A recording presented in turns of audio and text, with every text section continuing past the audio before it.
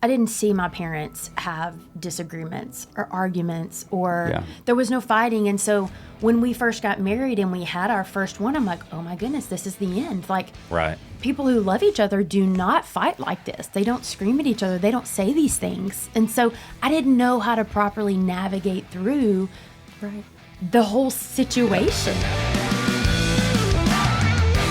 What's up, everybody, and welcome back to The Uncomfortable Truth. We have the most beautiful guest that we've ever had on the show today. You took my line. I took your line. I knew you were going to use it. You took it. It's we've only had a few ladies on the show, and it's not been very common at all. It's been most of a dude show. But what we realized, looking at some of the stats, is that a lot of women do watch the TikToks. YouTube, not so much. Right. Apple Podcasts, Spotify, not so much, but TikToks, maybe they're just like sending it to their husbands. I don't know. Or getting a guy perspective. Who knows? I don't know why women watch the show. So we thought, why not? Why not bring our wives on the show and like pull the most uncomfortable things that we can pull out of them on the show, on air for the whole world to see. That's right. We'll see how they react. We're going on the best vacation ever after this, aren't we, Amy? Yes. You'll get a reward for being on the show. Absolutely. Amy gets a reward for doing anything uncomfortable. Just part of it. But, is the reward the growth that comes after it, or is it like something tangible, it's like definitely physical? tangible. Okay. It's gold. Both. I Gold. thought you said gold. It just depends. I mean, gold's good too. Depends on the level of growth, the level of discomfort. Yes. You know. All right, so this is Amy Baker. Hello. Amy and Obie, they go together. This is Courtney, guys. We go together. We've been married for, it'll be 20 years in 2 months. 2 months, yes. How long are you guys? It'll be 16 years in April. Yes. All right.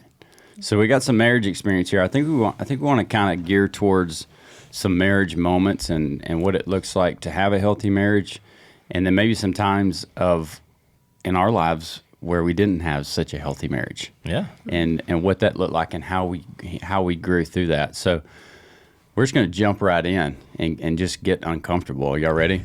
I'm ready. Okay. Been there. Amy, are you ready? You've been uncomfortable? Been uncomfortable. Yeah, you We're found good. out yesterday? Yeah. She's staying in the level of uncomfortableness that you couldn't make her more uncomfortable. Yeah. than me. Great. Are you I love sweating? it. A little bit. And we might have to pee. 3 or 4 times. All of us. It's okay if we need to take a break. What do you want to start with? I want to start with hard questions. Have you thought of some? I've thought of one. Okay. What is the hardest part of your marriage that you guys remember going through? And how did you grow through it? After, during? Hardest part of marriage. And how did we grow through it? Man, that's what do you know the answer to that question already? Is there a right answer, Obie? Well, no. I'm not worried about saying the wrong thing. I'm just, I can't in my mind right now pinpoint like a real polar part of our marriage where it was longer than usual to reconcile. All right, we'll start off with an easier something for you to grab in your memory. I saw a video the other day, and it said what it looks like to fight at 40. Did y'all see that video? No. So the husband gets home from work. He gets out of his truck, and his wife is walking outside by the garage. Maybe she just took the trash out or something, and she kind of stops and looks at him. And he opens the door and kind of pauses, and he says, I shouldn't have spoken to you like that this morning. And she said, no, you shouldn't have. And then she goes, what was it about? And he's like, I don't know. And they both start laughing and give each other a hug. So how do you guys process arguments now versus how you process arguments 10 to 12 years ago? That's a good question. I think we can hit on that. Do you want to go first, or do you want me to go first? Amy. I'll go first. I just feel like marriage is kind of like being a Christian. When we first start off, it's new and it's exciting, and then your nature starts coming in of it's about me. It's been me for this long. selfishness. And as you grow together, like it's just over years. Like I wanted to win the argument when we first got married, and the longer we've been married, it's like I don't want to hurt the person I love the most, and I just feel like it's a growth process, just like our walk with Jesus is a sanctification, like more of us and less of me. Yeah, But I think that God, I think that's the way God designed it.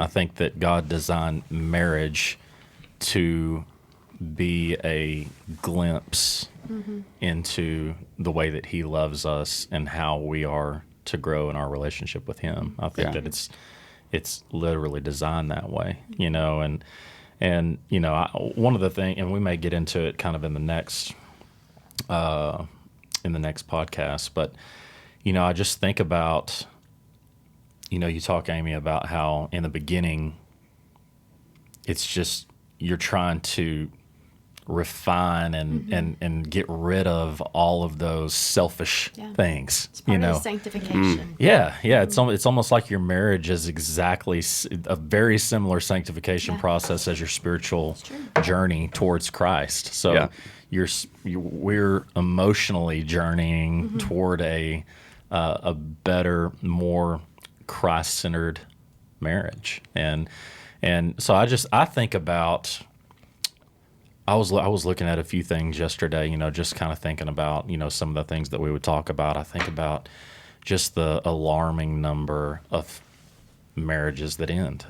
You know, I think about the, you know, according to Forbes, and I thought it was higher than this, but according to Forbes, this was a study done last year, 43% of first marriages end in divorce, and 77% of second marriages end in divorce. Oh, wow. And, you know, 45% of that group admitted to marital infidelity. But the more staggering, like, statistic to me was 80% of one party, whether it be the husband or the wife, admitted to having emotional affairs with someone of the opposite sex. 90% of those emotional affairs, 90% of that 80% was from women. 77% were emotional affairs by men. And I you know, I want to kind of flip the question on its head a little bit, and you know, ask you, you know, like what do you think leads to such an alarming number of divorces, a very alarming number of emotional affairs? You know, what do you think leads to that? I saw a video the other day that said that going to the stats, and I don't know if this stat, I haven't looked it up to confirm, so I'm just spitballing this out here. You can look it up as a listener. Couples that pray together every night, only 1% of them get a divorce. I heard that too. Okay. Who knows if it's right? We can look it up. You can look it up and see if it's right. Sounds like a pretty good challenge. Yeah. Sounds like a good challenge. I think, you know, part of our biggest problem when we first got married was uncommunicated expectations. There's also a lot of selfishness going on. And I think that most marriages fail, and I'm stealing this from another dude, because of uncommunicated expectations. If we can't communicate with our partner, then they don't know what we want. And I know as guys, how many times have I told you in our marriage, in different ways. In the beginning of our marriage, it was like, just tell me what you want. Now it's like, can you just tell me what you want? And I'll do it. How do you feel like our relationship has grown through the years on how we communicate with each other? I mean, I think when we got married, we were both very young. And so I feel like we grew up together, in essence. Like, we literally had to grow up together. And so navigating through, like what you said, the selfish side of it, it doesn't have to be a winner and a loser. in your marriage. When we were doing marriage counseling, premarital counseling, the pastor that did it with us said, marriage isn't 50-50. Marriage is 100 and 100. And you both give. And some days you may be given 75%, and he may be given 100. But that's where they compensate each other. One compensates for the other in our marriage. I feel like we were just talking the other day about like, why do we give each other the best and the worst of ourselves? Yeah. It just... You see the best moments in each other, right? Like the most magical moments. Right. And you see the absolute worst. Yes. I think it's because we save that ugly side, that fleshy side, because I know that you're going to have unconditional love for me. Yeah, I can handle it from you, and you can handle it from me. I think it's similar with our kids as an example. They go to school, and they're just mostly perfect little angels all the time. They're great. I mean... Well, they're not. Okay, our kids are not perfect little angels, but they behave well at school. Yeah. And it's like they hold it in, and they come home, and you think as a parent, why does my kid like not get in trouble at school and then comes home and then I'm dealing with them being a knucklehead? And it's because we try to hold that in to some degree. Well, you mentioned that you feel like, one of the number one reasons for marriages failing is uncommunicated, or what is it? Uncommunicated expectations. I was reading on this Christian website. It's called crosswalk.com. The number one, according to their study, the number one reason for failed marriages is an unforgiving spirit. Do you feel like that? I don't feel like unforgiving I feel like spirit just starts. Very much parallels with. I think that uncommunicated. You could put them all under this list. Yeah. And the uncommunicated. What was the top one? Say it again. An unforgiving spirit. I don't think that marriages don't start out that way, right? That builds into that, and when we harden our hearts towards our partner, like it's a level. It's like you can never get past that. Selfishness, that entitlement that you have as a young person. Yeah. And then like Amy was saying, you grow into and lose a lot of that sin in your marriage. But I feel like that we're leaving out one pretty key component, and that's Christ. Yeah. I feel like that you have to, like, with the top 10 reasons for like failed marriages on this crosswalk.com, like I said, which is this Christian-based, website, there was a Bible verse in reference to each like unforgiving spirit. Colossians 3:13, it says, be with each other and forgive whatever grievances you may have against one another. Forgive as the Lord forgave. Forgive as the Lord forgave you. And I just think about all the times in our marriage where there's been a grievance. There's been you hurt me, I hurt you, and it's like, if we didn't have that direct line, if we didn't have the Spirit of God, in us, if she didn't have the Spirit of the Lord in her, then it would be so difficult to forgive her for that deep cut, but knowing that we have grace and knowing that we're forgiven every day for our brokenness, it makes it a whole lot easier to be able to forgive her and for her to be able to forgive me. Yeah. And so I think about, if that is the number one reason, how many people have never experienced forgiveness or and don't know what that looks like from a Christ perspective. That's a great point. Something I love that we've been doing lately, and I don't know if it's by accident or by the grace of God, but like you'll say something and I'll be like, oh, so I'm this. And you're like, is that what you heard? And it's totally, I'm voicing out what I hear. And he's like, oh, that's not what I meant. if that's what you heard, that's wrong. And used to, I would hold that in and I would build it up and build resentment. And then we'd get into an argument later and I would think about the time he said this and the time he said this. And none of it was what he meant. But I've harbored that and I've kept it. And then it just explodes into a big mess. But we've been I'll say, okay, so this is what you think. And he's like, oh, no, is that what you heard? Yeah. And I love that he comes at me. That goes back to the communication of like, no, this is what I heard you say, but this is not what you intended to say. Right. If you can't communicate those things openly, you're going to have, I call it pocket full of ammo. I'm going to spill it all out. Yes. I used to be really good at like harboring it all in. And now. I feel like I've had holes in my pockets because I can't remember things. I'm like, you remember when you... I'm going to go outside. I love that. We'll say, give me an example. Well, I can't think of one right now because I'm like, so mad. I don't know, but that's you made me feel a certain way, and I remember how I felt. Yes. I think that's so much about what marriage is like, how does your partner make you feel about yourself? How does your spouse make you feel about yourself? Do they bring you up? Obviously, we're going to have these moments where we tear each other down in moments of like weakness.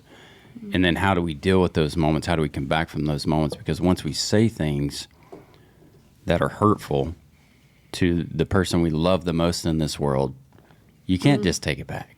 Yeah. But those moments where the beautiful moments as you grow together are those moments that you lift them up.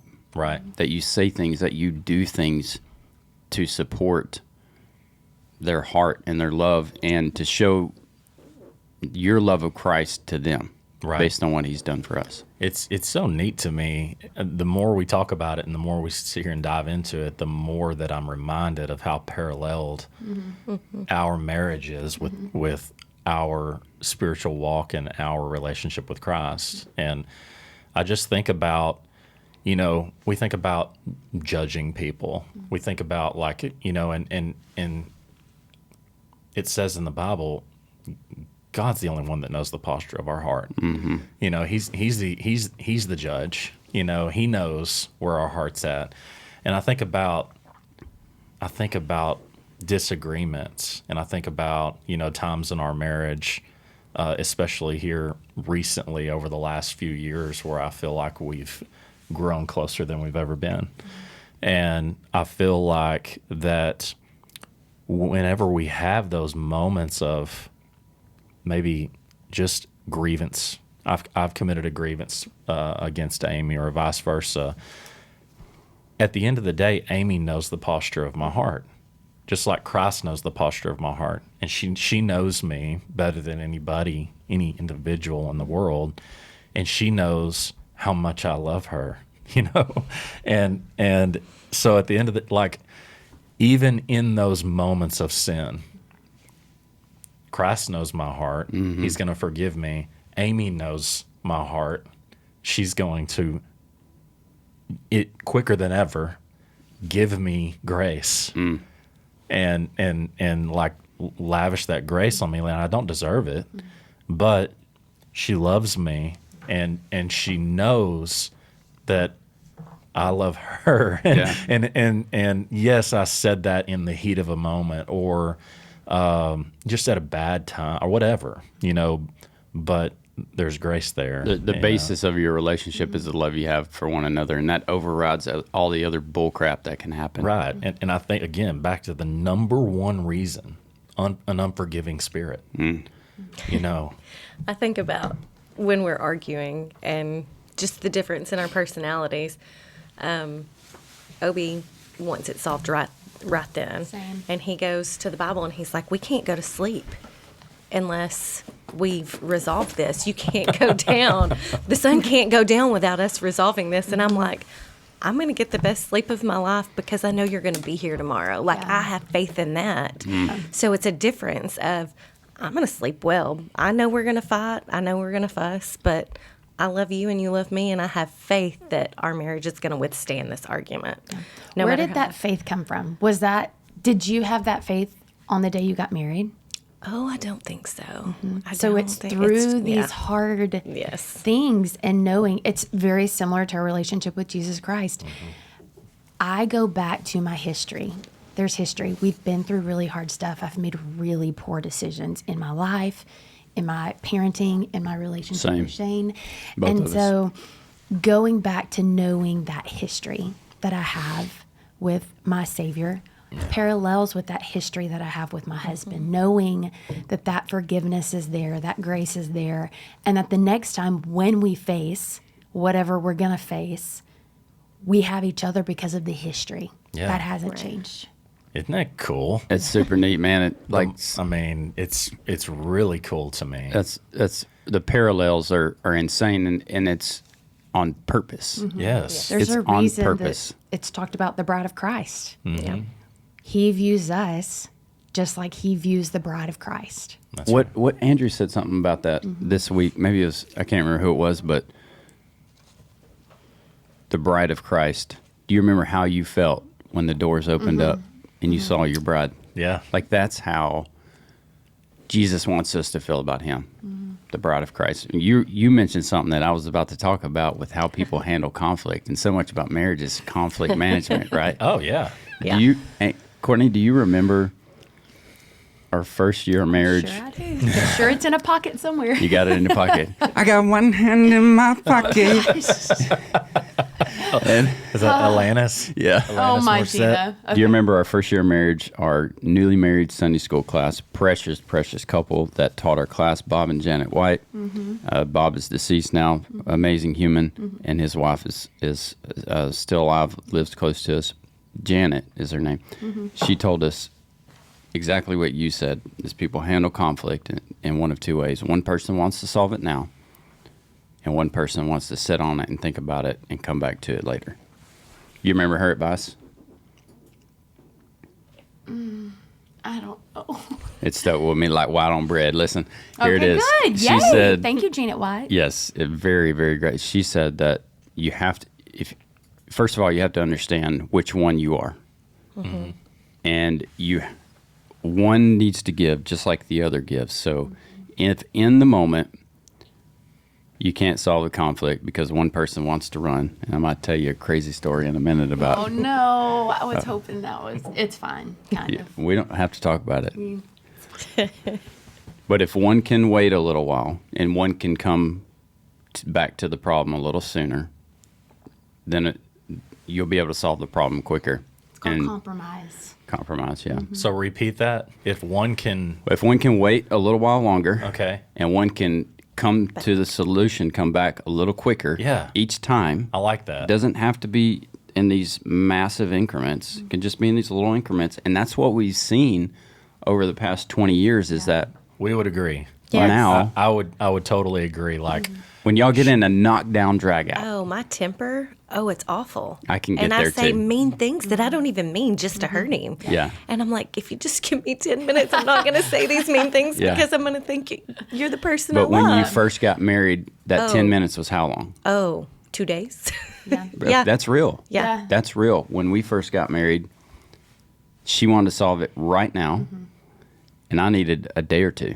But I also was not raised, I didn't see my parents have disagreements or arguments or there was no fighting. And so when we first got married and we had our first one, I'm like, oh my goodness, this is the end. Like, right. people who love each other do not fight like this. They don't scream at each other. They don't say these things. And so I didn't know how to properly navigate through Right.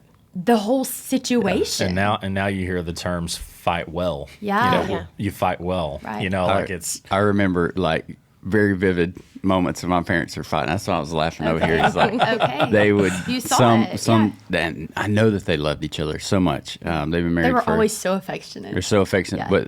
but they're passionate when they fought too. But we always saw them come back together. Yes, that's the important thing. You see the disagreement, but you also see the resolution. Yeah. I think it's very important that our kids see us fight. Yeah. I would agree with that. I agree with think that. they need to know that we're going to get in disagreements. We're going to get in arguments, and mom or dad, they're not leaving. Right. Yeah. You know, they're here.